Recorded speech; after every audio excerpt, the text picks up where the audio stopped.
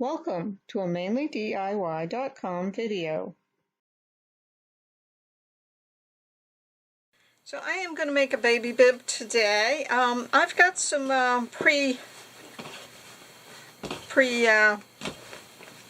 fabric to do this, and there are some things in the instructions that I don't care for, so I am going to correct those and show you a couple tricks.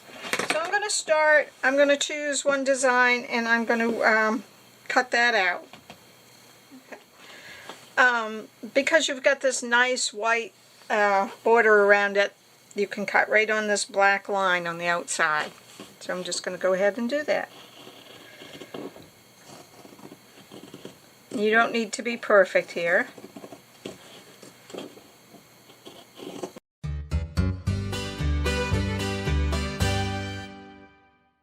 I have my bib all cut out, and next what I'm going to do is I'm going to make a pattern of that. It's a really good idea to make patterns of designs you think you might want to use. This is some pattern fabric. You could use just regular paper, although if you use regular paper you want to make sure not to cut those with your good sewing scissors. And so I'm just going to lay that on there, and then I am going to take a marker and I'm going to mark it. Now this is really thin stuff, and if I marked it would go right down to my board here, so I don't want that. So I'm just going to back it with a little piece of paper so that it won't go through onto my board, because I don't want that.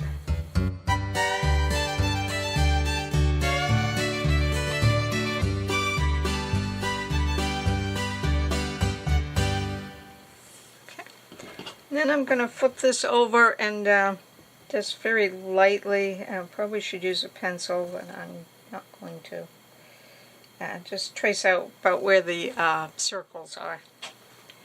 And then we have a pattern that we can use to cut out the rest of it or for something else. So I'm going to actually use it to cut out the rest of the pattern.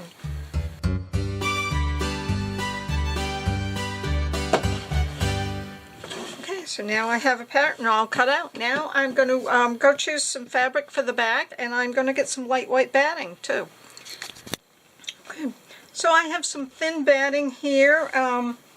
This is my favorite brand, is Quilter's Dream, and I'm using Dream Poly. And this was from a craft piece, and this was the thinnest. It's called Request.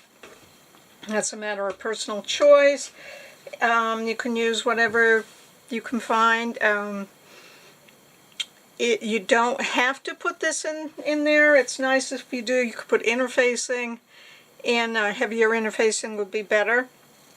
Or if you put terry cloth on the back side, which is a great use for old towels, then you probably wouldn't need anything inside for filler. So I'm going to lay my fleece or my batting down. And then I've decided to put this on the other side.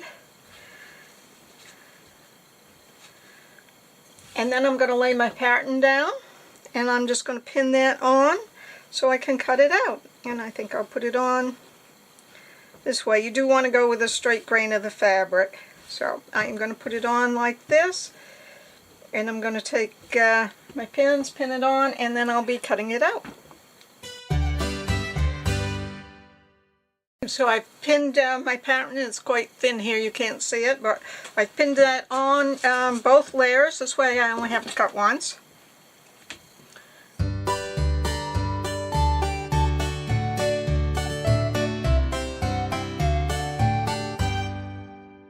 So I've got it all cut out now, and before I unpin it, I am going to pick one side to put on a hook and loop tape or Velcro or whatever you want to call it. This is a sticky back one, not really recommended because it can gum up your needle, but that's what I have, so that's what I'm going to use. So you want to put it right where one of those dots are, because that's going to be your bib closure, and I think that's actually out there a little bit too far in. So I am going to pull that out this way a bit. I'm keeping in mind that I'm going to make a seam around here, and so I don't want to have it too close to the seam. But I've moved mine up about 3/4 of the way up. So sew that Velcro piece on. Before I do that, I'm just going to see the bib will go like this. So I will want to place one on this one, the opposite type of hook and loop. Now I did the rough side there, so I want a smooth one here. And this one I'm going to go ahead and go on right on the dot, because they gave us a dot. So I'm going to put that one on the dot. So I'm going to take this to the sewing machine, and I'm going to stitch on these Velcro dots. Okay. So I have sewed Velcro on this side, and then this one I went through the batting, and it's important to do the one through the batting on the back side, because we're going to use where we can see through this cloth is our guideline to sew. So I'm going to pin the right sides together.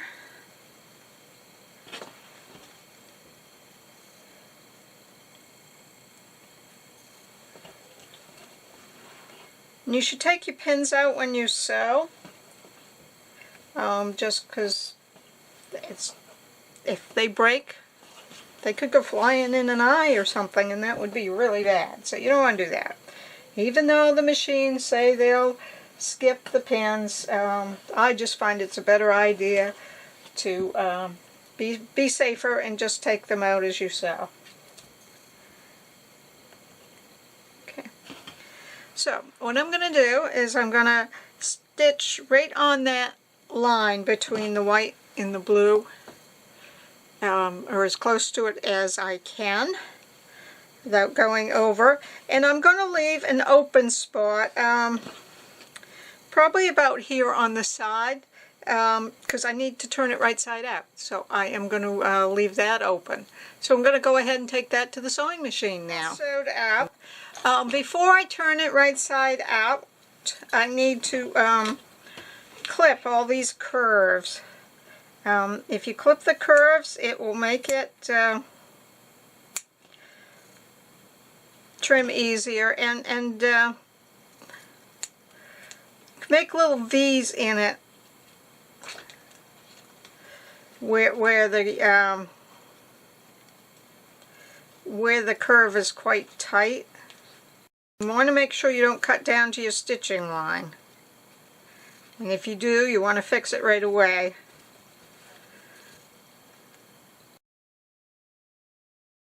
And I'm just going to take slices in. That's kind of a tight corner around his neck, and I think I'll put another one in just in between my little V's that I made.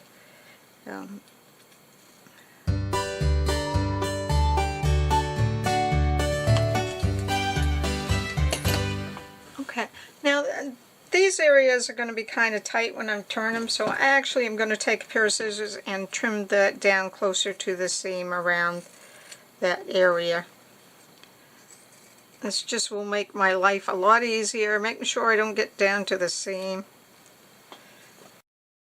I'm just going to take some of that bulk out. It's particularly important around this narrow part.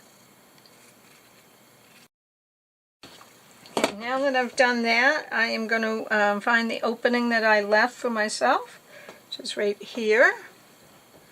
And I am going to turn that right side out.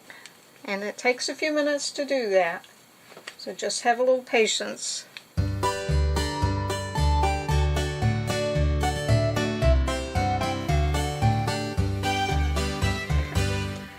So I've got it turned, and I'm actually going to take it to the iron and sharpen up these places.